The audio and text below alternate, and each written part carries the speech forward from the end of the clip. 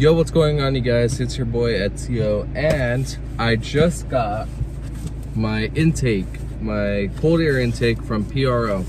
So my resonator plug did not get here yet. It's out of stock apparently, sadly. But let me unbox this for you guys right here. Let me lower this. Okay, so packaging all around pretty good. So a lot of bubble wrap so it doesn't get damaged. We got the actual hose. So there you go, the hose. We got the clamps, the hose clamps right here, 2 of them. Some stickers.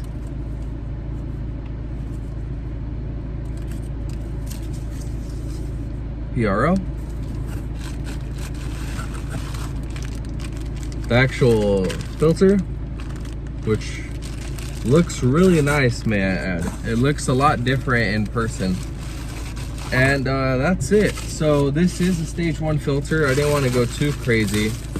You get similar performance. I mean, you don't really get much from intakes anyways, but you know, it should be fun to install. I will be showing how to install it. Let me put that over there. I will be showing how to install it. So yeah, I'll see you guys when we're back at the house. Okay guys, so from it looks like you need 2 different types of screwdrivers. So you need a flathead, if it'll focus, flathead, and you will need a Phillips head.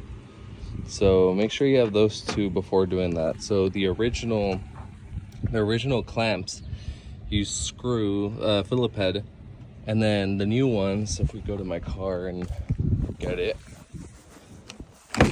the new ones need flatheads. So let's get these installed. Okay, so we got the stuff out. PRL sponsor me. I'm just kidding. Huge shout out to LA Road Rage. Please make sure if you're installing these parts, it's going to be on a car you don't use on the road. This is just for demonstration purposes. This part is not carb legal, so it has to be an off-road vehicle or something like that, or like a race vehicle if you want to use this. With that disclaimer out the way, let's get started. So first thing we're gonna need is the silicone holes. It'll go on like this, so it'll go in like this. So let's get that taken out. All right, so I found one that fits the best. It's the screwdriver, and it goes right there. Unscrew. Oops, slipped out.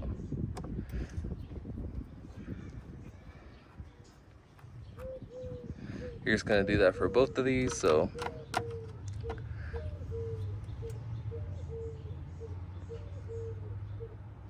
okay, that one I need a different screw because this one's too big for it.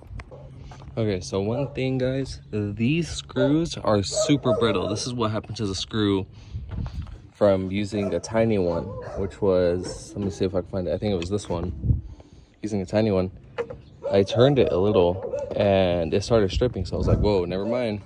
I got a different one that fits, and it stripped it even more, even though it fit. I guess it's just cheap material for these screws, but I just got a bigger one. You put it in there, you force it down, you unscrew, and that should work. Yep, let's keep going. All right guys, it's out. If you are under warranty, I do suggest you keep this and just throw it on every time you go and get your car serviced, because they will deny you if you have aftermarket parts on this. Just keep this around and you should be fine. Now to get this off. So to get this one off, it's a little clip right here. Flip it down. Another clip over there. Flip it down. And it should just come out, just like that. Make sure you don't damage this. Make sure you don't damage this, because this is your MAF sensor, and if you damage that, it's a super expensive repair. So just make sure you don't damage it and just put it to the side. So here's the filter. Take it out. As you can see, it's dirty. I recently changed it, so it's not that dirty, but we'll set that to the side. Let's go get the car parts. All right, first part, we're gonna be getting the actual filter. So let me just unbox this and I'll put it back in. I'll show you guys how to do it. So if it's oily, don't worry, that's how it is. That's how most filters come when it's for the air filter. Now let's just close it up and then we'll go onto the hose. Now I'm not gonna clip it on just yet. I'm gonna put on the actual hose now and then we clip it down just so it's a little easier. And if you're still having trouble, feel free to take out the box and then fit it in like that.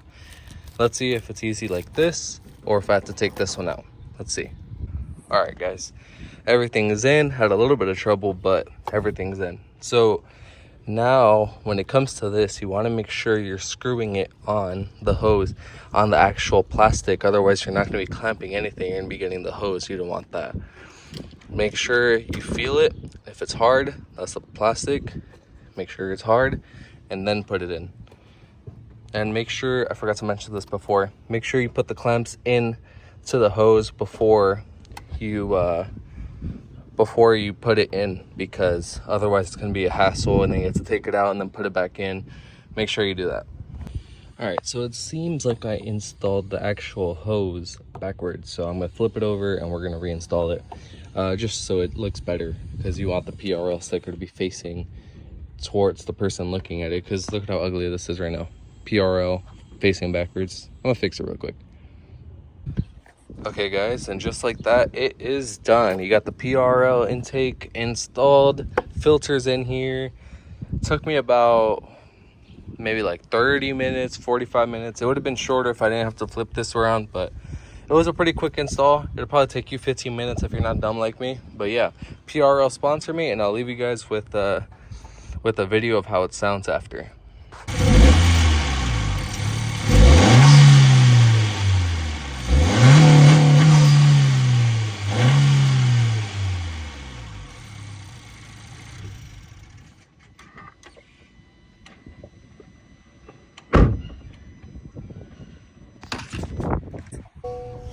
This is what you'll be hearing on the inside. Also, by the way, no check engine lights, so everything's all good. I have a tire pressure monitor system, but that's because one of my tires is on a spare. But take a listen to this.